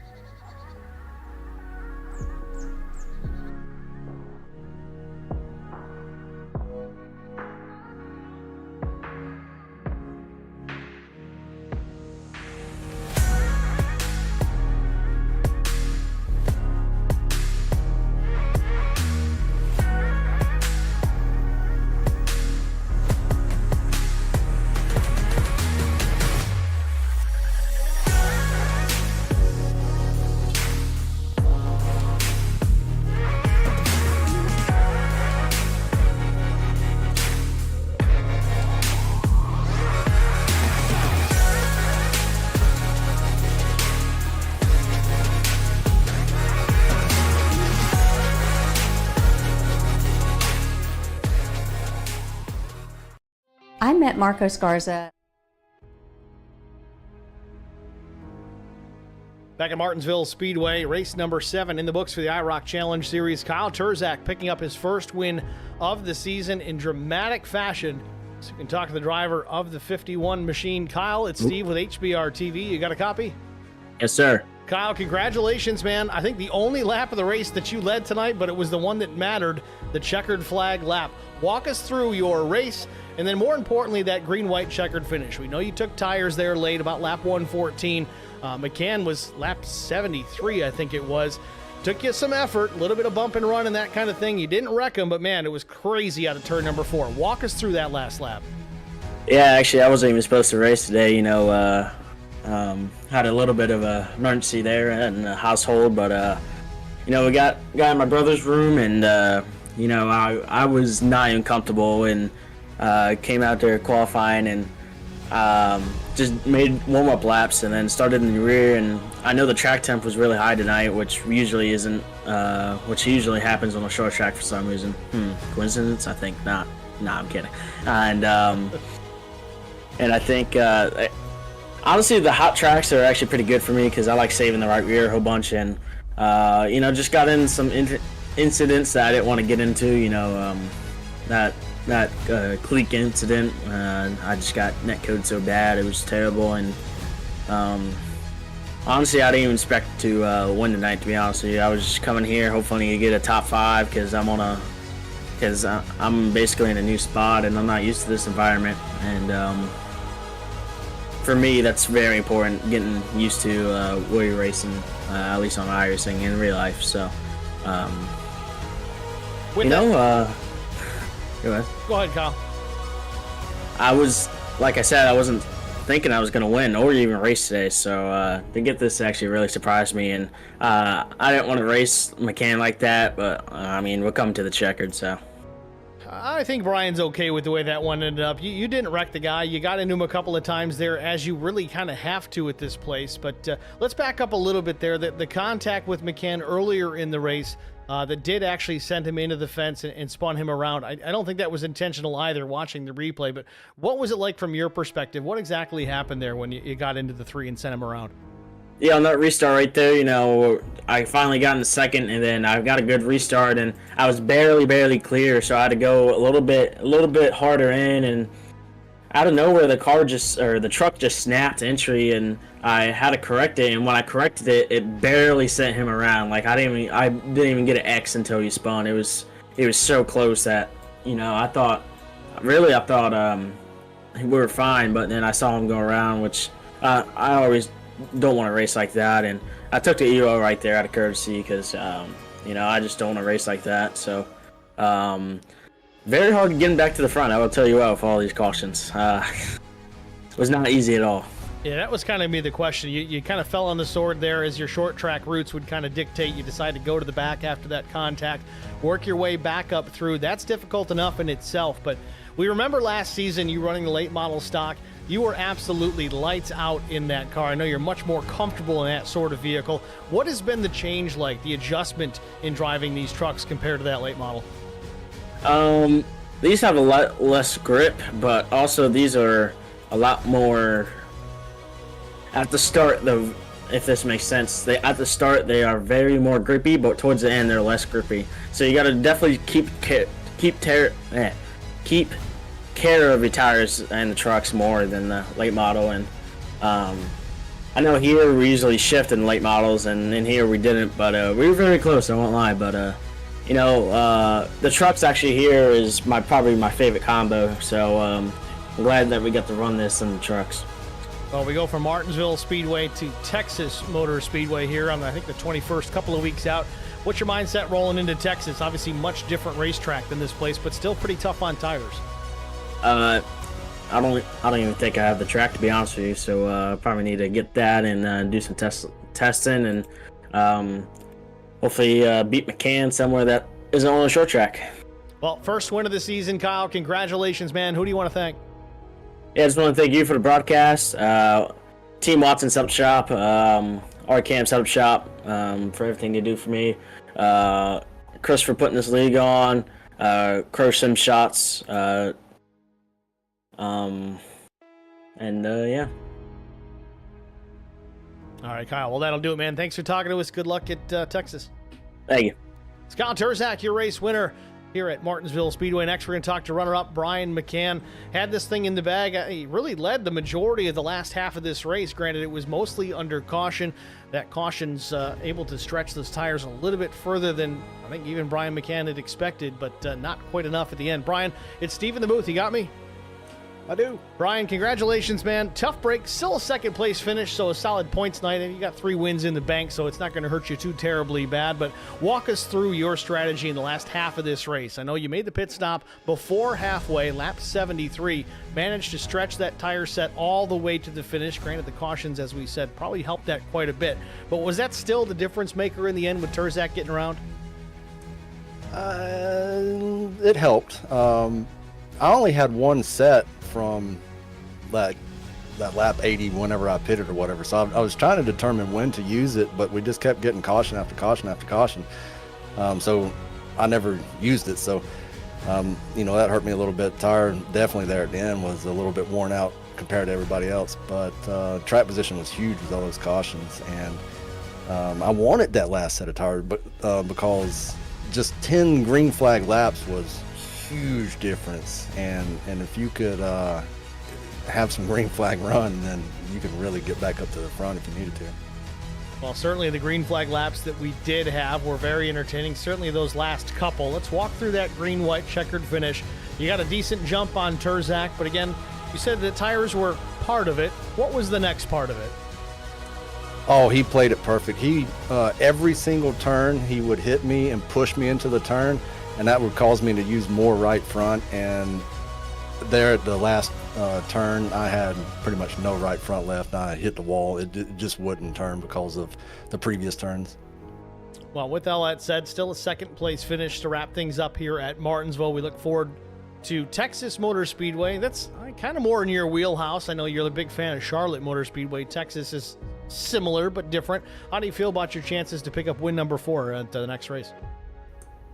Oh yeah, Texas. That's my style of track, so we'll be should be out pretty strong on that one. Looking forward to it, Brian. Congratulations again, man. Who do you want to shout out to? Yeah, my family, Wally for putting on this show, this league, and the sponsors for helping us out. You for doing a broadcast, drivers for showing up. 18 drivers a night. Good to see them on this short track. Everybody in the chat and everybody watching, thank you. All right, Brian. Well, thanks for talking to us, man. Good luck in a couple weeks. Thanks. Brian McCann, your runner-up here at Martinsville. Next, we'll talk to the third-place finisher, Brandon Mefford, who I'm sure is going to have some things to talk about, but we'll get to all of that here in just a moment. Brandon Mefford, it's Steve with HBR TV. You got a copy? I got you, buddy. Brandon, congratulations, man. Third-place finish if you're starting on the front row. A rough night, lots of cautions to deal with, restart after restart after restart. Walk us through that final green-white checkered finish. I know leading into that there was some contact with Chris Mefford. We'll talk about that in just a moment, but talk about that green-white checkered. Yeah, that green-white checkered, it turned out pretty fun. It was a good show there. I wanted to be on their bumpers because I figured somebody was going to move somebody, and I was hoping to be there to capitalize. And I had a plan to go in the last corner and bump Kyle into Brian, see if I couldn't open a hole there, but none of that panned out. Brian's right front gave away, he said, and he moved up the racetrack and pretty much drove it into the fence. And so I was hoping to make it a 3-wide deal there going across our finish line just for some fun. Either way, a very exciting finish for a race that had its share of cautions, certainly, but track temperature, I think, had a lot to do with that. Certainly the new tire model didn't help things either. But let's back up a little bit here. Your incident with brother Chris, the 46 machine, you guys were 3 wide. You did still have a nose in there. What exactly happened, at least what it looked like out the windshield of your machine as you came out of the corner? Getting into the corner, I thought Chris overdrove the corner, and so I moved up in case he hit the apron, and we didn't want to crash. And the next thing you know, they're yelling 3 wide at me, and I got up near the fence. I guess I had another foot or two. I could have got up there higher, but I wasn't lifting. We were too late in the race, and I thought with Kyle down below and my brother in the middle, I thought we had a chance at coming out of that corner okay, and it just got tight there, and it hooked his right front or his right rear, and I put him in the fence, and then I just ended up turning left to try to get away from him and keep my position. And yeah, it sucks for him. He had a good truck, but everybody just going for the win there on a short track the way you're supposed to.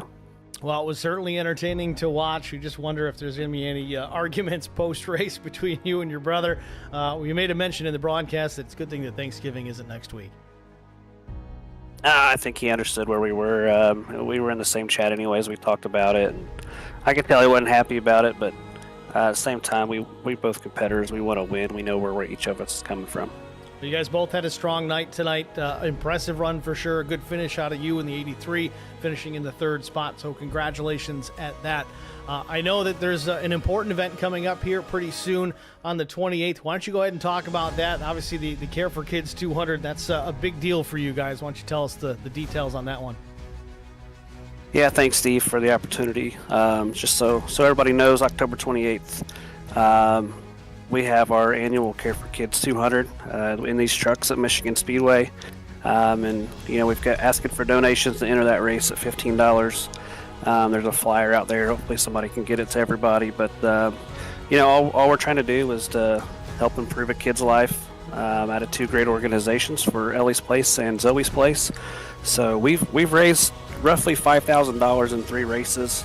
We're getting a late start this year, so we're just hoping to do a little bit of good and send some money their way. So anybody out there that can't race, that wants to see money go to a good cause, we send this to the kids and help them out in their tough times. So join the race. We'd love to have 43 trucks if we could. And like I said, if anybody would be willing to donate, wants to sponsor the race, wants to give a prize away, we'll get you out there, get your name going. It is going to be broadcast by you, Steve, so appreciate you coming on board. That's a big deal. We've been trying to get this deal together with you for a few years, and things finally lined up for us. So happy to have HBR TV and IROC helping support this deal, but super excited to get it going. We do have that flyer actually up on the screen right now, so for more details, if you're interested, check out iroc-series.com/care-for-kids for more information. Again, that'll be at Michigan Speedway on October the 28th, 7:30 Eastern Time is when the practice goes up. Race will be 8:45 p.m. in the East. 100 laps in the trucks at Michigan. It's going to be a blast. That place just puts on an incredible show at Michigan, so we're certainly looking forward to that. Brandon, again, congratulations on the the third place finish here tonight. We're looking forward to that race certainly on the 28th, man, but who else do you want to shout out to before I let you get out of here? Yeah, real quick, I got to give kudos to Chris Wally. He's really pushed this whole charity race thing. Doug and I have been super busy and just our normal lives, and Chris done his darndest to put this flyer out and make sure that we still had this race this year. We were going to skip a year, but thanks to him, we're still going to put it on. So huge shout out to him. If you guys, anybody talks to him, give him a huge thank you. And then everybody over at my Charity Motorsports team, everybody's doing their own little thing. We're missing a few guys tonight, but love racing with those guys. Thanks to everybody here at IROC and all the sponsors that help put this on. And then to my family and all the fans out there watching, we appreciate everything you guys do for us. All right, Brandon. Well, thanks for talking to us. We certainly look forward to it, man. Good luck at Texas in a couple weeks. Thanks a lot, Steve. Brandon Mefford, your third place finisher here at Martinsville Speedway. Let's take a look at our race results after talking to our top 3. That was Kyle Terzak, Brian McCann, and Brandon Mefford. Timmy Schofield finishes out in the 4th position. 5th went to Neil Quick. Mike Cook was 6th. William Tyndall 7th. Casey Bentz was 8th. Chris Wally atop 10 in the 9th position. Kyle Pendergraft was 10th. 11th went to Zachary Cleek. Brent Butler was 12th. Larry Bruner 13th. Brandon Leclerc finishes in the 14th spot. Todd Cleek 15th. 16th went to Chris Mefford. Tough night for the 46. A strong run. Not the finish he was looking for. Duke Quick was 17th, and Adam Benefield was 18th. 156 laps down. Out of this one very, very early. Tough break for the 9. Thank you guys for tuning in tonight, though. A tough night for caution. Certainly, again, that's not the norm. If you're still here watching, we appreciate you sticking around for it. Go ahead and like the stream if you haven't already done so. It does help us, even though we had a rough night with the cautions. We want some fresh eyeballs on the channel and fresh eyeballs on the league. We got better racing to come here. Texas Motor Speedway here on the 21st, and then, of course, on the 28th, we've got the Care for Kids 200 at Michigan, so make sure you guys are available to watch that one. That's going to be the most fun. That's going to be just a bunch of guys getting together, maybe even some gals, depending on who joins the race, putting on a good show and having a good time for a good cause. That's always a positive. So check that out as well. If you haven't already liked and subscribed, please do that. YouTube.com/@HBRTV and the number 1. Some possible changes coming in the very near future for HBR TV and its branding, but stay tuned for that. More details to follow somewhere down the line. I don't even have dates for you yet, but we'll be sure to let everybody know here when that time arrives. Again, congratulations, Kyle Turzak, picking up his first win on the season here at Martinsville. We'll see you guys in a couple of weeks out at Texas Motor Speedway. Thanks for watching, everybody.